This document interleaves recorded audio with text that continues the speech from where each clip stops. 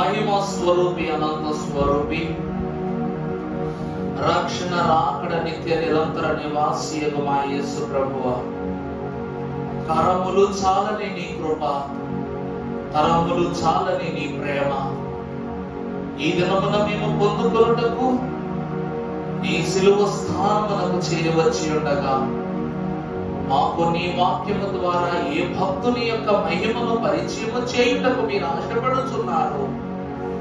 ఆ ఆశ తీరా మేము తృప్తి తీరా ఆ మహిమను మేము కనుగొని ధన్యత మాకు దయచేయమని త్రిగుణాశీర్వాదములుటకు దేవజనకుడవై ప్రియ కుమారుడవై మా నిమిత్తము సిలువలో బలియాగమైన లోక పాపములను మా శాపములను మోసుకొని పోయిన దేవుని గొర్రె పిల్లైన యేసుక్రీస్తు ప్రభు నామమున మిక్కిలి వినయముగా బ్రతిమలాడి వేడుకొనుచున్నాము తండ్రి, ఆమేన్.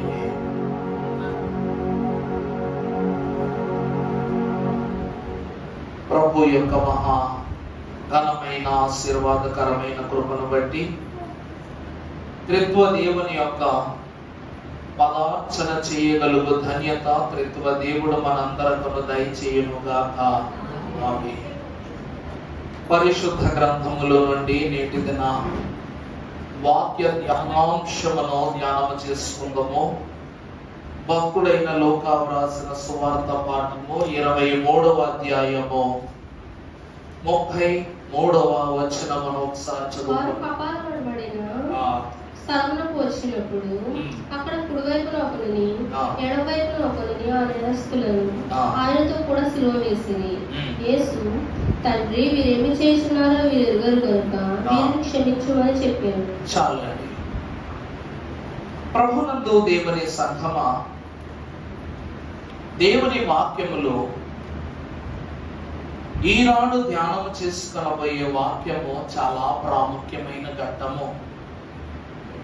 రెప్పపాటున జరగబడబో రాకడలో ఏ మాత్రము తొందరపాటు లేకుండా దేవునితో రెప్పపాటు సమయంలోనే ఎగిరి వెళ్ళగలిగే గొప్ప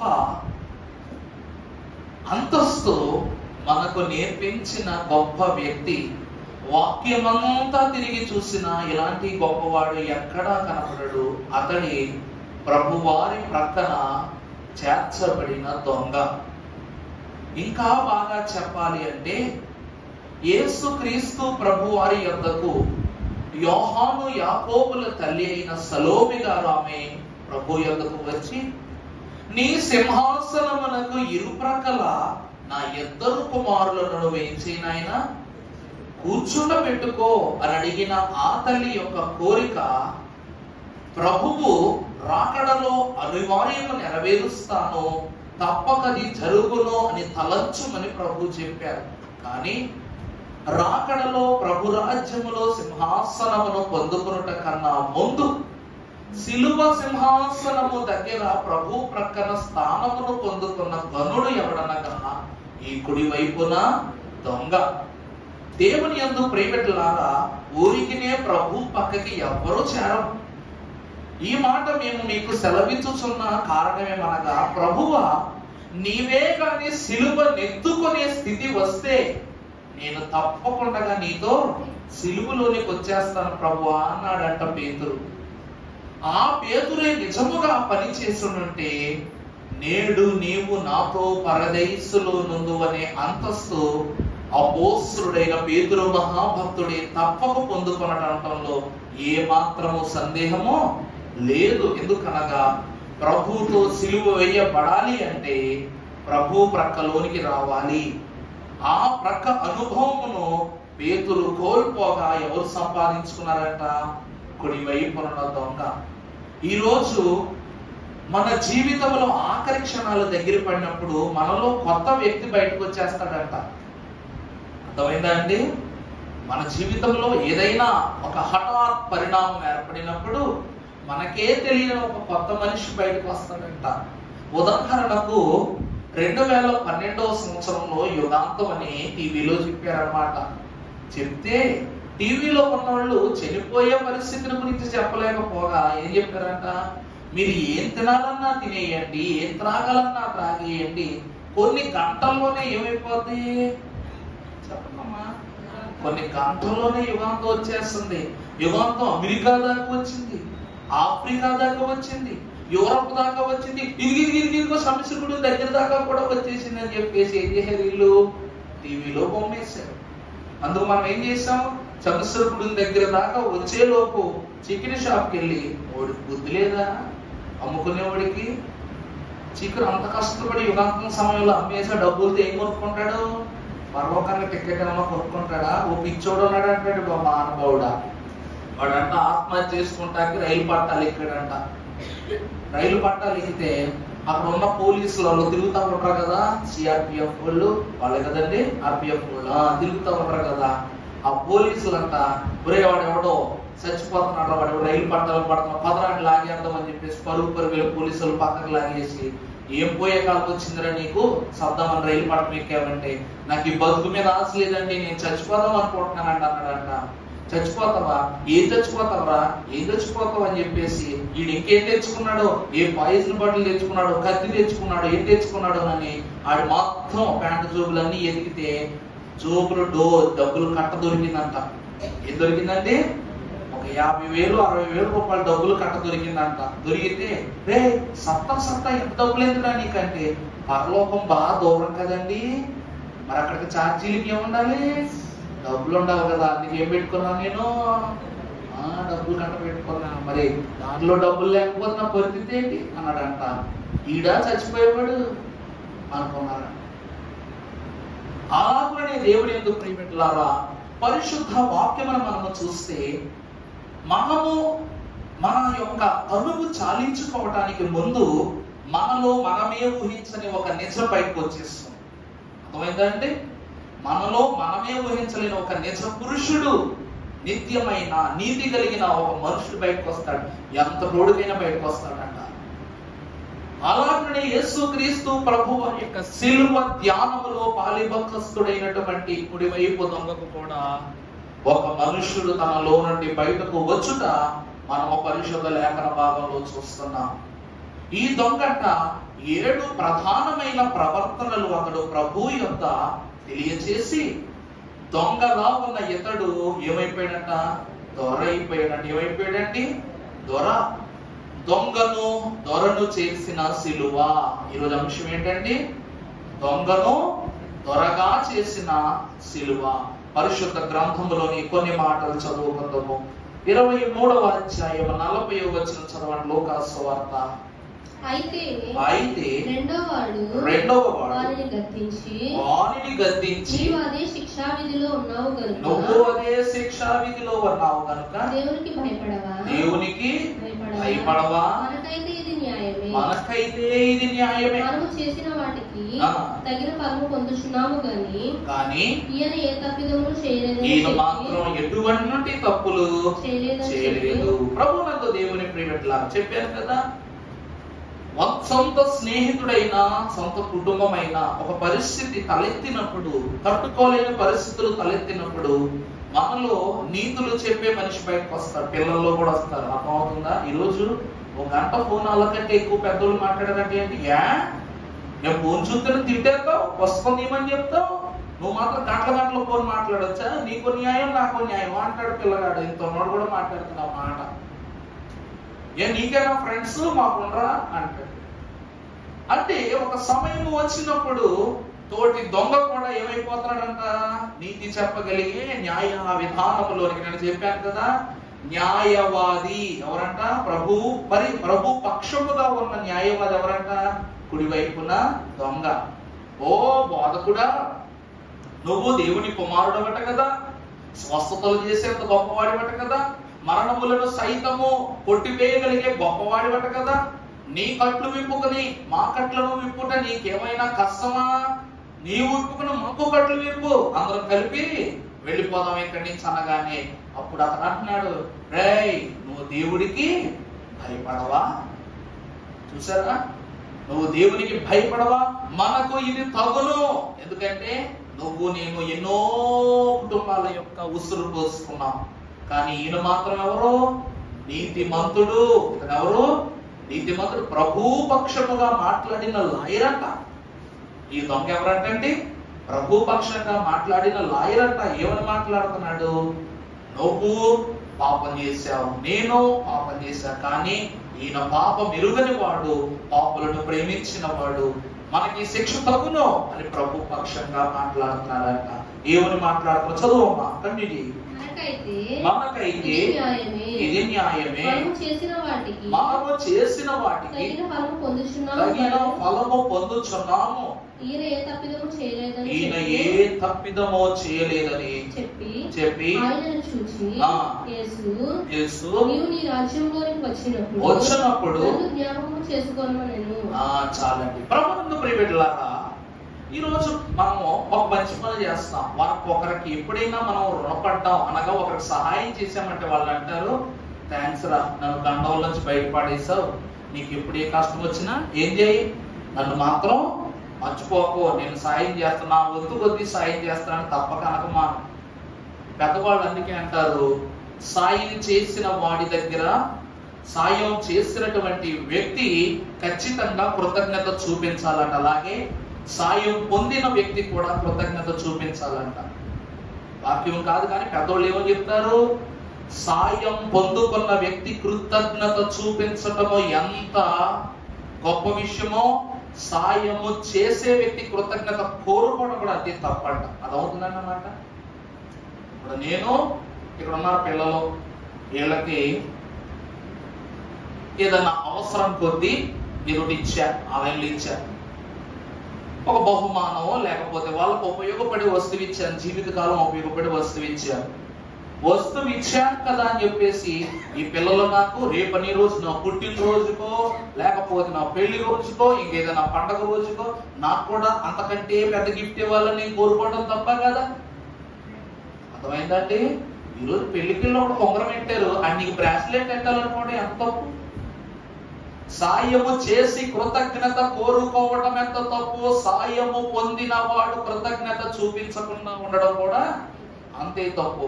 యేసు ప్రభువు ఎదుట ఒక పక్క వాదము తోటి దొంగతో వాదం పెట్టుకున్న అతడు దేవుని వైపు న్యాయాధిపతి అయి వాదించి ఇప్పుడు ప్రభు దగ్గర మొదటి అవకాశాన్ని పుచ్చుకున్నాడు. ఇప్పుడు ప్రభుకి ఏమైపోయాడు?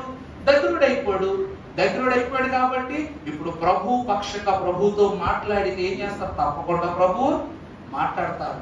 ఈ భూమి మీద సిలువను ఎత్తుకొనిన క్షణం మొదలుకొని ఎవరితోనూ ప్రభు ఎక్కువ మాట్లాడలేదంట.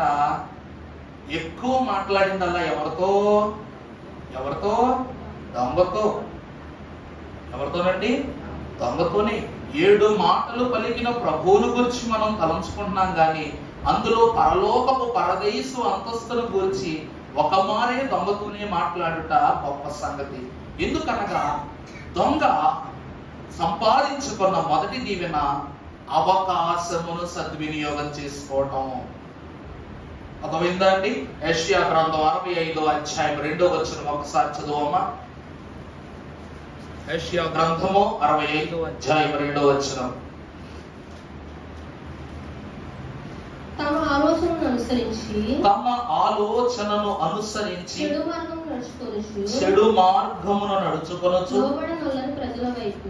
లోబడనొల్లని ప్రజల వైపు దినమంతయు ప్రభు అయిన దేవదేవుడు తన వాక్యము ద్వారా సెలవిచ్చున్న తన ఆలోచనలను అనుసరించి చెడు మార్గమును నడుచుకొనుచు లోబడనొల్లని ప్రజల వైపు దినమంతా ప్రభు ఏం చేస్తున్నారంట? చేతులు చాపుతున్నారు. అంటే ఎవరైతే దేవుడిచ్చిన అవకాశాన్ని ప్రభువు 2 చేతులు చాపింది ఎందుకు? ప్రయాసపడి భారము వహించిన సమస్త జనులారా నా యొద్దకు రండి, నేను మీకు ఏమిస్తాను. ప్రభు ఏనాడో చెప్పారు, విశ్రాంతినిస్తాను, నా దగ్గరికి రండి అని. కానీ ఎంతమంది ప్రభు కవిట్లోనికి వచ్చారు? ఎంతమంది అవకాశాన్ని ఉపయోగించుకున్నారు? ఈరోజు అమ్మా ఆకలేస్తుందమ్మా అని పిల్లోడు 10 సార్లు అడగనక్కర్లా, వాడి ఆకలి కంటే ముందే అన్నం వండి పెట్టేస్తుంది అమ్మ. అలాగే ప్రభువు కూడా ఏం చేశారంట? విశ్వాసి అడగకుండానే తన 2 చేతులను చాపి ఏం చేస్తున్నాడంట? తన రక్షణామృతములోనికి ఆహ్వానిస్తున్నారంట. అదే ప్రభు చెప్తున్నారు, ఏమని? తనకు లోబడవల్లని ప్రజల నిమిత్తము ప్రభు ఆయన చేతులను చాపి వారి కొరకు ఎదురు చూస్తూ ఉన్నారట. రోమా పత్రిక 10వ అధ్యాయం 21వ వచనం చదువమ్మా. అపోస్తలుడైన పౌలు సెలవిస్తున్న మాట. రోమా 10:21. నన్ను వెతికిన వారికి, చూడండి అవకాశాన్ని సద్వినియోగం చేసుకోవడం అంటే నన్ను వెతికిన వారికి, నేను దొరికితిని. నన్ను వెతకని వారికి నేను దొరికితిని, నన్ను విచారింపని వారికి నేను ప్రత్యక్షమైతిని అని చెప్పుచున్నాడు అని చెప్పుచు. ప్రభు నన్ను దేవుని ప్రియబిడ్డలారా, ప్రభు అంట నన్ను వెతకని వారికి ప్రభు దొరకటం ఏంటి? విచారింపని వారికి ప్రభు దొరకటం ఏంటి? దొంగకి ఏం తెలుసు ప్రభు గురించి? ఈ రోజైనా ప్రభు దగ్గరికి వచ్చి కొడంలో కూర్చున్నాడా? ప్రభుత్వ సిలుగు తీర్చుకున్నాడా? బోధలో ఉన్నాడా? బాధలో ఉన్నాడా? 5 రొట్టెలు 2 చేపలు పంచిన స్థలంలో ఉన్నాడా? దోణిలో ఉన్నాడా? ప్రళయంలో ఉన్నాడా? ప్రభావంలో ఉన్నాడా? ఎందులో లేడు. నన్ను చూడని వారికి నేనేమయ్యాను? అర్థమైందా అండి? ప్రభు ఎవరినైతే చూడలేదో, ప్రభువుని ఎవరైతే చూడలేదో వాళ్ళకే దొరికారంట. రెండవది, ఆయన గూర్చి విచారింపని వారికి నేను ప్రత్యక్షమైతిని. దొంగకి 2 లక్షణాలు ఉన్నాయనుకుంటా. చూచి విశ్వసించువాని కన్నా చూడక విశ్వసించువాడే. దొంగ చూసాడా? చూడని వాడైనను దేవుడిని ఎరిగిన వాడు గనుక అతడు ధన్యుడైపోయాడు. అవకాశాన్ని ఎలా ఉపయోగకరంగా మార్చుకోవాలో ఎవరి దగ్గర నేర్చుకోవాలంట? దొంగ దగ్గరే నేర్చుకోవాలి. అందుకే పెద్దవాళ్ళు ఏమంటారు? దొరికితే దొంగ, దొరకకపోతే వీడు దొర. ఎంత గొప్ప దొర? పరలోకపు దొర. వీడు లోకమునకు దొరికిపోయాడు, కానీ పరలోకమునకు మాత్రం ఏం చేయలేదంట? తన పాప క్రియలను పట్టికి వెళ్ళడానికి ఇష్టపడలా, దొరకడానికి ఇష్టపడలా. తను ఏమి కొల్లస్సును సంపాదించుకున్నాడో అదంతా ఈ భూమి మీద విడిచిపెట్టేశాడు. తను అనుకున్న దాని ప్రకారం నాటికి చాలనుకున్నాడు. ఏమైపోయాడంట? తప్పింపబడ్డాడు. దేవుని కౌగిలి యొద్దకు రప్పింపబడ్డాడు. దేవుని ప్రియమిత్రులారా, ఇతడు అవకాశం సద్వినియోగం చేసుకున్నాడు. ఈ రోజు మనకు లేదా అవకాశం?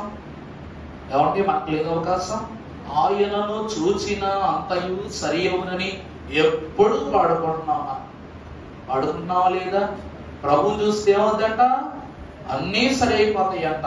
అన్నీ సరైపోతాయని తెలిసిన మనం అవకాశాన్ని ఉపయోగించుకోలేకపోతే మనం అవకాశవాదులం అవుతాము, కానీ అవకాశ ఉపయోగదారులు ఎందుకు అవుతాం?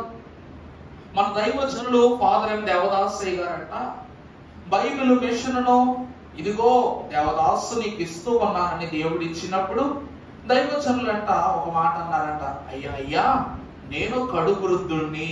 నేను ఎవరిని? కడు వృద్ధుణ్ణి. రేపో మాపో నేనే నీ దగ్గరికి వచ్చేయాలి. నీకు ఇష్టమైతే రేపో మాపో నేను ఏమైపోతాను? నీ దగ్గరికి వచ్చేస్తాను నేను. అలాంటిది నువ్వు నా దగ్గరికి వచ్చి ఒక కొత్త బాధ్యత చెప్పావు నాయన, ఈ ముసలోడు చేయగలరంటావయ్యా? దైవజనుడు ఏమంటున్నారంట? ఈ ముసలివాడు చేయగలరా? ఈరోజు వయస్సు ఉడిగిపోయినటువంటి పెద్దవాళ్ళకి మన ఇంట్లో పని చెప్తామా? చెప్పం. వాళ్ళ పనే మనం చూడాలి. అలాగే దైవజనుని కూడా ఒకటే అంటున్నారనమాట. ప్రభువా ఇంట్లో ఉన్న వాళ్ళే పని చెప్పరు ఈ ముసలి వాళ్ళకి, మరి నువ్వేమో అలా పెద్ద బాధ్యతే నా మీద పెట్టావు, నేను చేయగలనని ఎలా అనుకుంటున్నావు నాయన అంటే, అప్పుడు ప్రభు అన్నారంట, నీకెందుకు? నేనున్నాను కదా. ప్రభు ఏమన్నారంటండి? నీకెందుకు? నేనున్నాను కదా అన్నారు. అప్పుడు దైవజనుడు ఏమనాలి? ప్రభు ఉంటానన్నారు. అయినా సరే ముసలితనములు సాకులు ఎక్కువ ఉంటాయి. అమ్మా ఆ చెంబు అందుకో, అమ్మా ఆ పళ్ళు అందుకో, అమ్మా కాస్త ముద్ద కలిపి పెట్టు అని ఏం చేస్తాం? అవకాశం దొరికింది కదా అని. అమ్మా ముసలోళ్ళు తక్కువ కాదు కదా, తక్కువ పెద్దోళ్ళు ఎవరికోకండి అమ్మా, మేము ఆ వయసుకు రావాల్సిన వాళ్ళమే, మిమ్మల్ని చూసి నేర్చుకోవాలి. పిల్లవాడిని ఎంత పదిలంగా జాగ్రత్తగా చూసుకోవాలో పెద్దోళ్ళని కూడా అంత పదిలంగా చూసుకోవాలి. వాళ్ళు ఏం చేస్తారో తెలుసా? ఆకలి ఉన్నా లేకపోయినా సరే అన్నం జాగ్రత్త తీసుకుంటారు. రేపు పెడతారో పెట్టరో, నా కోడళ్ళు నా కొడుకులు ఎడతారో ఎట్టో ఏం చేస్తారు? మొత్తం సాయంకాలం కూడా జాగ్రత్తగా దాచుకుంటారు. పెన్షన్ డబ్బులు బాగా భద్రంగా దాచుకుంటారు.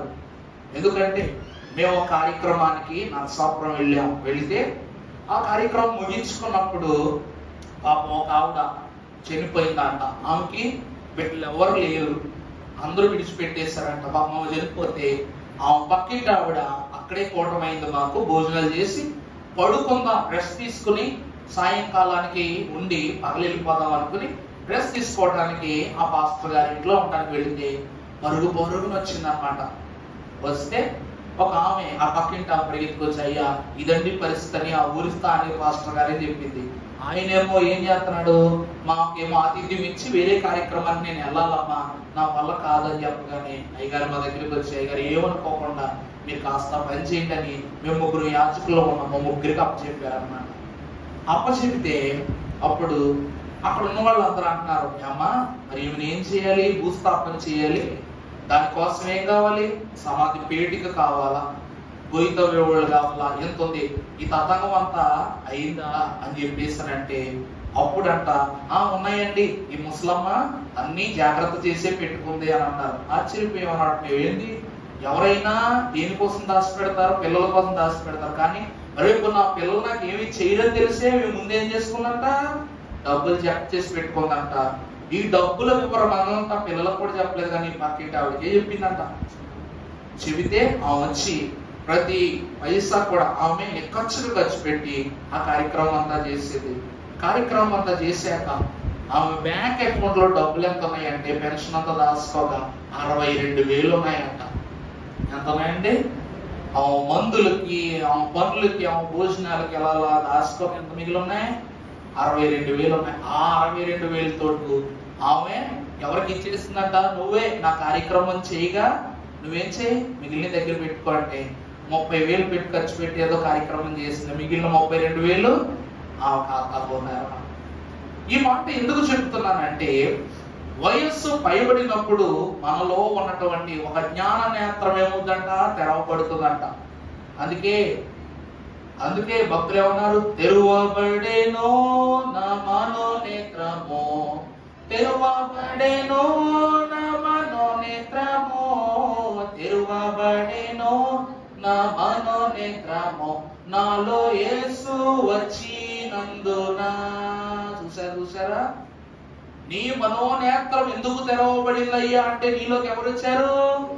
దైవజనుడు కూడా మనోనేత్రము తెరవబడింది. ఎందుకంటే నీకెందుకు, నీ వెనకాల ఎవరున్నారు, నేనున్నా అనగానే దైవజనుడు అన్నారంట, ఇది నేను సద్వినియోగపరచుకొనవలసిన అవకాశం. ఎందుకంటే నా వెనకాల ఎవరున్నారు?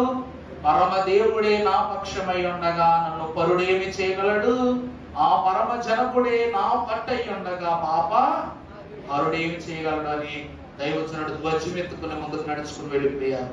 ప్రభువునందు దేవుని ప్రియబిడ్డలారా, దేవుని వాక్యము సెలవిస్తున్న అద్భుతమైన మాట, ఉపయోగించుకొనవలసిన అవకాశాన్ని మనం ఉపయోగించుకోవాలి. యాకోబు మహాభక్తుడు వాక్యంలో కనబడతాడు. తన సిలువ ఎత్తుకోలేదా? తల్లి కడుపులో ఉన్నప్పటి నుంచి సిలువ మోస్తున్నాడు. దేవుని వాక్యం ఏమని సెలవిస్తుంది తెలుసా? యాకోబు పడవలసిన శ్రమానుభవం అంతా చిన్న కుమారుడైన యోసేపు పడ్డాడంట. ఎందుకంటే యాకోబు క్రియలు యోసేపునకు బాధలైనవి అంట. యాకోబు యొక్క తలంపు యోసేపునకు శోధనకరంగా మారిపోయిందంట. తల్లి కడుపులో వంటి తల్లిని బాధ పెట్టాడు. యాకోబు పెట్టాడా లేదా? పెనుగులాడి అంటే తల్లి గర్భములో మరియమ్మ గారు సిలువను ధరించుకున్నారంటే గర్భములో. అలాగే తల్లి అయినటువంటి రుక్మ గారు కూడా ఆమె గర్భంలో ఏం ధరించుకుందంట? ఏం చేసిందంట? సిలువను ధరించుకుంది. ధరించుకుని శోధన పడుతూ ప్రభు ఎదుట మొరలిడినప్పుడు తన బిడ్డలకు వాగ్దానం ఇచ్చాడు దేవుడు. బయటకు వచ్చిన దినము మొదలుకొని ప్రతి నిత్యము దేవుని ఎదుట నేను గొప్పవాడిని అవ్వాలనే బతికాడు. గాని యాకోబు దారి ఏదైనా కావచ్చు, బాగా ఆలోచించండి అమ్మా, యాకోబు ఏర్చుకున్న దారులు తప్పు కావచ్చు, గాని తాను తలంచుకున్నది మాత్రం ఎవరిని? దేవుడిని. భక్తులు అంటారు, ఒకరు వారి విశ్వాసాన్ని ఎలాగైనా చూపిస్తారు. కొంతమంది బలులు అర్పణ చేశారు పాత నిబంధన కాలంలో. యిర్మీయా కాలంలోకి వచ్చేసరికి బలి ముదిరిపోయి సొంత పిల్లల్ని కూడా ఏం చేసేవారంట? బలర్పణ చేసేసారంట. ఆ తర్వాత ప్రభువే మన నిమిత్తం బలియాగం అయ్యారు. అర్పణలో మారినాయి కదా, స్వంత అర్పణ, స్వకీయ అర్పణ, స్వార్పణ. అంత అర్థమైందండి? స్వంత అర్పణ అనగా మనకున్నది ఇవ్వటం, స్వార్పణ అనగా మనల్ని మనమే అర్పించుకోవటం, స్వకీయ అర్పణ అనగా మనము పుట్టించిన దానినే ఏం చేయటం, అర్పణగా ఇవ్వటం. ప్రభు తీసుకున్నది స్వార్పణ, తనను తానే అర్పించుకున్నారు. ప్రభునందు ప్రియబిడ్డలాగా ఇప్పుడు యాకోబు మహాభక్తుడు ఇంత శ్రమ పడ్డాడు. శ్రమ పడ్డ తండ్రి ఎప్పుడు నీకు జ్యేష్ఠత్వం రాదు, నీకు రాదు, నీకు రాదు అని అంటూనే ఉండేసరికి మనసు ఏమన్నా చమగిలిపోయిందా? చమగిల్ల. ఒకటే అనుకున్నాడు అనమాట, నేను నిన్ను ఒప్పించగలను లేదో నాకు తెలియదు, కానీ నా తండ్రి మాత్రం నిన్ను ఖచ్చితంగా ఒప్పించగలను, కాబట్టి నేను తండ్రితోనే మాట్లాడుకుంటానని మంచి అవకాశం దొరికింది. ఎవరికి?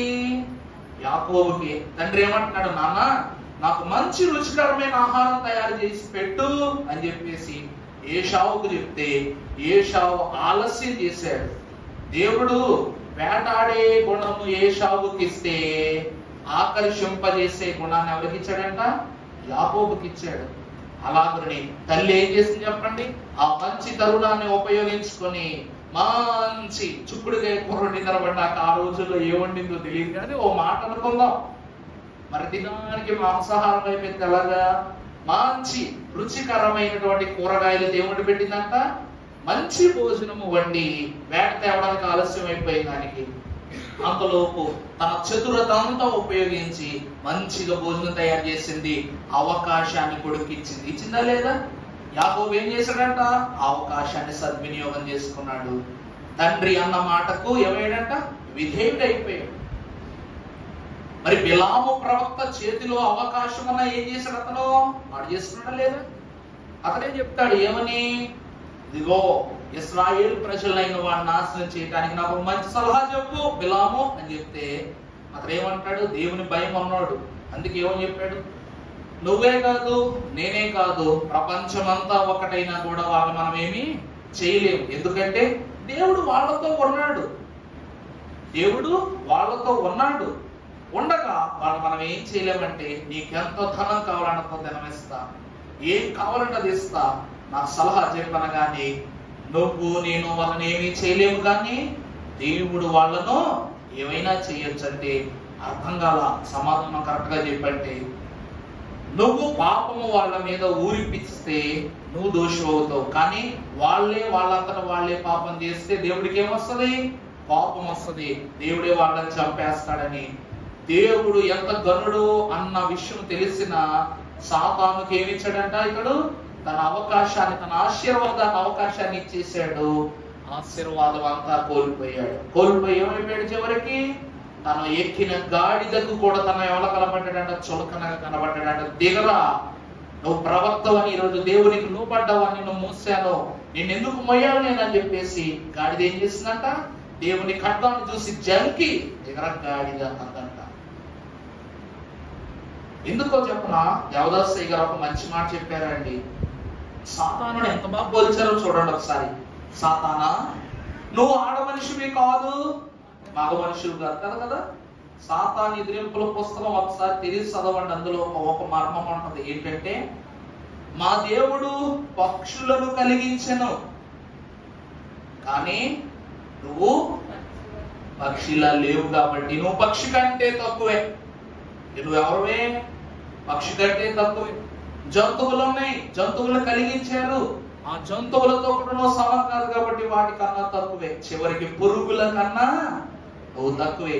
ఈ లోకంలో నువ్వు అన్నిటికన్నా తక్కువే కాబట్టి ఇక దేని ఎందులో నీకు ఎక్కువ గుణమో లేదు, కాబట్టి నువ్వు ఎప్పుడు తక్కువ చేయబడ్డవే అని రాసి. సాతానుకు విశ్వాసి ఏ దినమున అవకాశం ఇస్తాడో ఆ దినమున మనం ఎంత గొప్ప విశ్వాసులమైన ఏమైపోతామంట? తక్కువే. అయ్యగారు పాటలో ఏమని రాశారు? మనో విచారము కూడదనేటువంటి కీర్తనలో నుండి ఒక చరణము. అరియో భూమియందున పేరు, ఇట్లా చరణం ఒకసారి చూడండి. ఒక్కసారి ఆ చరణం పాడాలి ఖచ్చితంగా. చాలా వచ్చింది, ఒకేసారి పోయింది. సరే, చాలా సంతోషం. అందరూ కలిసి పాడండి ఒకసారి. మారు మనసు పొంది దేవుని మాట వినకున్నా, మారు మనసు పొంది దేవుని మాట వినకున్నా, భూమిని విరమినవి శ్వాసోలైన చేరుకొనుడాయే కరుణా. యేసు ప్రభువు వచ్చుచున్నా, ఇదిగో వినండి. మారు మనస్సు పొంది దేవుని మాట వినకున్నా, భూమి అందున పేరొందిన విశ్వాసి అయినా చేరుకొనుట. చూడండి, అదే పాటలో మరొక చరణంలో ఉంటది, ఎన్నో అద్భుతములు యేసును స్వయముగా చేయుతూ సున్నా చుట్టూను వ్యతిరేకములను చూచుకొనుమన, నీకు వ్యతిరేకముగా ఉన్న వాటికి సాతాను గొడవగా, వ్యతిరేకముగా ఉన్నటువంటి స్థితులను సున్నా చుట్టిన ప్రభువుకు తెలియదా? ప్రభువుకు తెలియదా నువ్వు దారి మారితే నిన్ను కూడా సున్నా చేయగలడని? అందుకే సాతాను ఎలా మార్చేశాడంట? పురుగు కూడా తనని ఏం చేస్తుందంట, చివరికి హీనుడా తొక్కడానికి సాతాను కాళ్ళెత్తితే అంటదంట, చచ్చ పరావతల ద్వారా దేవుడు నిన్ను నాకు కూడా సమానం చేయలేదు, పోతలపో అంటదాన్ని సాతాన్ని. మరి సాతాను ఎంత భ్రష్టుడు! పురుగు నేల మీద పాకుద్ది, కానీ సాతానుడు పాతాళములో పాకుతున్నాడంట. ఆ మాట అర్థమైందండి? పురుగు నేల మీద పాకితే సాతానుడు ఎక్కడ పాకుతున్నాడంట? పాతాళములో పాకుతున్నాడంట. కారణం ఏమిటంటే, నీకు అక్కడే నీ బ్రతుకు, నా దేవుడు ఏం చేశాడు? నీ బ్రతుకును అక్కడే ఉంచేశాడు. అందుకే పాతాళము గెలుచున్నా అని శత్రువులో గెలవగలరని కీర్తనలో రాశారైగా. సాతానుడు అవకాశం ఇచ్చేస్తున్నాడు, అవకాశవాది. బిలాము ప్రవక్త అవకాశం ఇచ్చేసాడు కాబట్టి తర్వాతి కాలంలో బిలామును మనం తలెత్తి కూడా చూడం. యాకోబు పత్రికలో నశించిపోయిన ప్రవక్తల యొక్క వరుసలో ప్రారంభంలోనే రాస్తారు ఏమనంటే, బిలాము దేవుని దృష్టికి దూరస్తుడై పాపి అయి ఉండి అతడు తన యొక్క ఉద్దేశమును దేవుని యందు వ్యతిరేకముగా నెరవేర్చి భ్రష్టుడు అయిపోలేదా అని రాస్తాడు యాకోబు భక్తుడు. అదే యాకోబు పత్రిక చివరి అధ్యాయంలో ఎవరు రాస్తాడు? ఏలియా మన స్వభావము గల మనుషుడే ఆసక్తితో ప్రార్థన చేయగా ఆకాశము 3.5 సంవత్సరాలు వర్షమిచ్చుట మానివేసిన రాచడలేదా? మొదటిగా ఉన్న ప్రవక్త భ్రష్టుడై అవకాశవాదిగా ఉన్నాడు. రెండవ ప్రవక్త అయిన ఏలియా అంత శక్తిమంతుడైనప్పటికీ అవకాశవాదిగా ఉన్నాడా? అవకాశం సద్వినియోగం తీసుకున్నాడు. ఏమంటే ఒక మాట, ఈ లోకంలో పాడు చేయడం చాలా సులభం, బాగు చేసుకోవటం చాలా కష్టం. ఏలియా ఆకాశాన్ని ఆపివేయటానికి ఒకసారే ప్రార్థన చేశాడు, కానీ తిరిగి వర్షం రావడానికి ఎన్నిసార్లు ప్రార్థన చేశాడు? ఎన్నిసార్లు చేశాడు? ప్రార్థన చేస్తున్నాడు, రే నాన్న కొండెక్కి చూడరా వర్షం వస్తుందో లేదు అంటున్నాడా లేదా? అన్న ప్రార్థన చేస్తున్నాడు, రే ఒకసారి చూడరా మబ్బులు వస్తున్నాయి లేదు అని అంటాం. కొండ చివరకు వెళ్తాం, అయ్యా రావట్లేదండి. తీరా దగ్గరికి వచ్చినప్పుడు వెళ్ళు, ఎవరి దగ్గరికి వెళ్ళు? యెజబేల్ దగ్గరికి వెళ్ళు, వెళ్ళి చెప్పు వాళ్ళ దగ్గరికి వెళ్ళి, ఇదిగో దేవుడి కార్యం చేస్తున్నాడు చూడండి అని చెప్పేసి దేవుని యొక్క క్రియలు ఏంటో చూపించాడు. దేనినైనా ఆపుట కష్టం, మరలా నిలదొక్కడం ఎంత కష్టతరమో దేవుని వాక్యంలో చూస్తున్నా. దొంగ జీవిత కాలం అంతయు దోచుకున్న కొల్ల సొమ్ము ప్రభు పాదాల దగ్గర సిలువ యొద్ద పడేశాడంట. ఎవరు పడేశాడండి? సిలువ యొద్ద పడేశాడంట. ఇప్పుడు ఈ దొంగ గుణము ఇస్కరియోతు యోధా మీదకు వెళ్ళిపోయింది. దొర గుణము ఇస్కరియోతు యోధాను దాటి అక్కడికి వచ్చేసిందంట. ఎవరి దగ్గరికి వచ్చింది? ధనుడు భక్తుడు అయి ఉన్న కుడి వైపు ఉన్న దొంగ. ఆడి పేరు కూడా ఎవరికి తెలియదు, దొంగ అంతే. అతని పేరేంటండి? దొంగ. మనం చదువుకుంటాం దొంగ దొంగ అని, కానీ పరలోకానికి అతను ఎవరు? దొర. ఇప్పుడు ఒక రాజ్యానికి ఒక రాజు ఉన్నాడు. ఆ రాజును ఎంత గొప్ప వాళ్ళైనా సరే, గొప్ప ధనికులైన ప్రజలందరూ ఏమంటారు? రాజుగారు రాజుగారు రాజుగారు, అంతే కదా. ఆయన పేరు పెట్టి ఎవరైనా పిలుస్తారా? ఎందుకంటే ఆయన అధికారం అంటూ ఉంది కాబట్టి అతడు రాజు. అందుకని గౌరవప్రదంగా ఏమని పిలుస్తాం? రాజుగారు అని పిలిచి, అలాగే పరలోకం కూడా ఈ దొంగనే, లోకమంతా దొంగ దొంగ దొంగ అంటే పరలోకం ఏమని పిలుస్తుందంట? దొర దొర అని పిలుస్తుందంట. ఇదంతా కేవలం అవకాశాలను ఉపయోగించుకోవడం వల్ల వచ్చే అద్భుతాలే. దేవుడు మనకి అవకాశాలు ఇవ్వనని చెప్పట్లా, మనమే అవకాశవాదులు అయిపోతున్నాం అంతే. ప్రభు అంటున్నారు, ఇదిగో భక్తుడైనటువంటి సిమియోను ప్రవక్త అంటాడు, నీ జనులకు నీవు కనపరచిన రక్షణ నేను కన్నులారా చూసిన, ఇదిగో 700 రక్షణ అంతా నేను చూస్తున్న రక్షణ, నీ బిడ్డలను నీవేమోపోదు రక్షణ నేను కన్నులారా చూస్తున్నాను. వారు కూడా చూసిన నాడే వారు ఏమవుతారు? అవకాశోపయోగదారులు అవుతారు అని అన్నాడు. సిమియోను ఎంత గొప్పవాడు చూసారా? దైవజనుల దేవదాసయ్య గారు ప్రార్థన చేసుకున్న నాయన సిమియోనంత జ్ఞానము సంఘానికి ఇవ్వయ్యాలని ప్రార్థన చేశారంట. అర్థమైందండి? సిమియోనంతటి జ్ఞానాన్ని నా బిడ్డలకి ఇవ్వు ప్రభువా, వధువు సంఘానికి ఇవ్వు నాయన, బైబిల్ వేసిన వారికి ఇవ్వు ప్రభువా అని ప్రార్థన చేశారంట. మరి ప్రభుదాసయ్య గారు ఏమైనా ప్రార్థన చేసేవారు తెలుసా? నాకు మొన్నే తెలిసింది. ఆయన నేను ప్రార్థన చేసుకుంటున్నా, నన్ను నీ దగ్గర ఉంచు, అలాగే నేను ఎక్కడ ఉంటానో అక్కడ కూడా నా బిడ్డల్ని కూడా నువ్వు తీసుకెళ్ళి అక్కడే ఉంచు అని ప్రార్థన. అంటే కాపరి ఎక్కడుండనో గొర్రెలు కూడా అక్కడే ఉండాలి. ప్రధాన కాపరి సముఖమున ఉండబోవు యాజకుని బిడ్డలైనటువంటి వారు కూడా ఆ స్థలములోనే చేర్చబడాలి. ప్రార్థనలు చేసేటప్పుడు ఒక మాట మనం బయటికి వదులుతున్నామంటే ఎంత జాగ్రత్త. ఎందుకంటే ప్రార్థనలోనే పట్టుంది. ఎందుకంటే ప్రార్థన ఏమని చెప్తుంది తెలుసా? ఎవరు కావలే నాకెవరు కావలే, ఎవరు కావలే నాకెవరు కావలే, యేసు తప్ప బ్రతుకునందు ఎవరు కావలే, యేసు తప్ప బ్రతుకునందు ఎవరు కావలే, ఎవరు పోయినా ఏమి పోయినా, ఎవరు పోయినా ఏమి పోయినా, యేసునకు యేసుండు ఏమి కావలే, యేసునకు యేసుండు ఏమి కావలే.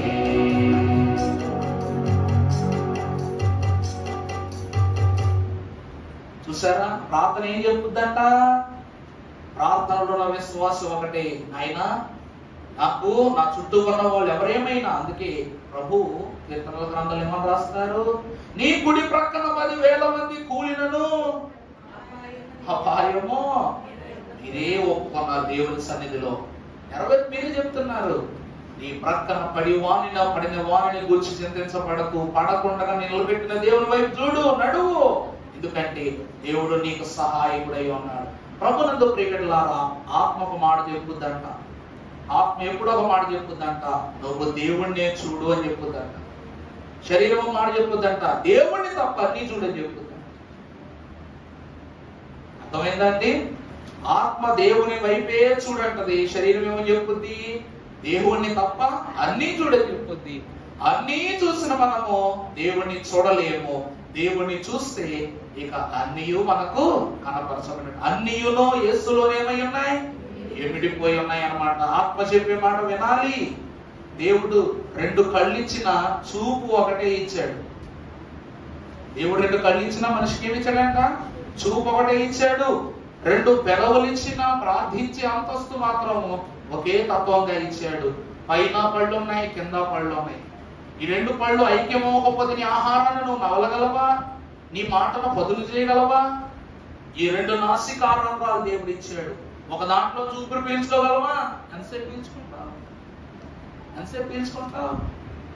అంతెందుకు, మింగే ఆహారం కూడా 2 భాగాలుగా వెళుతుంది శరీరంలోకి. గుండె కూడా 2 భాగాలుగా విభజింపబడిందంట. ఎలాగా? మంచి ఆక్సిజన్ పుచ్చుకుని శరీరానికి, చెడు స్థితులను బయటకు విడిచిపెట్టేలాగంట. 2 చేతులు ఉన్నాయి, ఒక చేతితో పని చేసుకోగలం, అదే చేతితో తినగలమా? మరి 2 చేయి దేవుడు ఎందుకు ఇచ్చాడంట? దీనికి సహాయం ఇది, దీనికి సహాయం ఇది. అలాగే దేవుని వాక్యం ఏం చెప్తుందంటే, ఆత్మకు సహాయము శరీరము, శరీరమునకు సహాయము ఆత్మ, వీటికి సహాయకుడు దేవుడు. అందుకే దీని అవకాశాన్ని శరీరానికి ఇవ్వకూడదు, శరీర అవకాశాన్ని ఆత్మకు ఇవ్వకూడదు. బాగా గమనించుకోండి. అందుకే ప్రియబిడ్డలారా, దొంగ శరీరానుసారముగా తన అవకాశాలన్నిటినీ లోకములో చేసేసుకుని అవకాశవాది అయిపోయి పరలోక అవకాశము కోసం చేయి చాపాడు. కాబట్టి తన దోపిడి చేసిన ప్రతి సొమ్ము, ప్రతి శోధన, ప్రతి పాపం అక్కడే ప్రభు కొట్టేశారు. 2 చేతులు పట్టుకున్నారనమాట. దేవునికి ఎప్పుడు ఖాళీ చేతులే ఇవ్వాలి. బ్యాగులతో వస్తాను, బస్తాలతో వస్తాను అని దేవునికి బరువులు వేసుకుని చేతులు ఇవ్వకూడదు. అర్థమైందండి? ఎందుకంటే ఆ సొమ్ము పాపపు సొమ్ము. ఆ సొమ్ము ఏ సొమ్ము అంటే పాపపు సొమ్ము. 2 ఖాళీ చేతులు దేవునికి ఇస్తే దేవుడు ఏం చేస్తారంట? పట్టుకుని లేవనెత్తుతారు. పేతురు, ప్రభువా ప్రభువా నన్ను కాపాడు, నన్ను కాపాడని సముద్రంలో పడి చేయించాడా? ఇవ్వలేదా? మనకు కూడా ప్రభుకి ఏమి ఇవ్వాలి? తగిన సమయంలో చెయ్యాలి. చేతులు ఎందుకనగా అవకాశము చేజారిపోకుండా కాపాడుకోవడానికి. దొంగ దేవుని ప్రక్కనే వండి చాపిన 2 చేతులను గట్టిగా ఆత్మీయంగా పట్టుకున్నాడు. అవకాశం సంపాదించుకున్నాడు. ఒక లక్షణంలో ఎంత అంతస్తుందండి? ఒకే ఒక అవకాశంలో ఎంత అంతస్తుంది? అందుకే ప్రియులంతా మీరు ఒక విషయమే ఆలకించండి. దేవుని విషయంలో ఏమి పోయినా ఎవరు పోయినా యేసునకు యేసే ఉండును. నీకు ఏమి కావాలనుకోండి, ప్రభువే కుడి వైపున దొంగకు వలె పరలోకపు దొరతనమును మీకు అనుగ్రహింపజేస్తారు. అట్టి ధన్యత ఈ దొంగ జీవితంలో ఉన్న మొదటి లక్షణంలో ఉన్న అంతస్తును మీ అందరికీ దయచేసి దీవించును గాక. ఆమేన్. వాక్యము పరిశుద్ధ ధ్యానమును జరిగించుకుందాము. ప్రభు వైపు చూస్తూ ధ్యానములు ఏకీభవించండి.